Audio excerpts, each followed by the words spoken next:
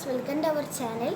ഇന്ന് നമ്മൾ ഉണ്ടാക്കാൻ പോകുന്ന നെയിൽ സ്ലിപ്പാണ്. ബുക്കിൽ വെക്കുന്ന നെയിൽ സ്ലിപ്പ് കൊണ്ട് നമ്മൾ വാങ്ങേണ്ട ആവശ്യമില്ല, നമ്മൾ ഒറ്റയ്ക്ക് ഉണ്ടാക്കുകയാണ് നമ്മൾ ചെയ്യേണ്ടത്. അപ്പം നേരെ വീഡിയോയിലേക്ക് പോവാം.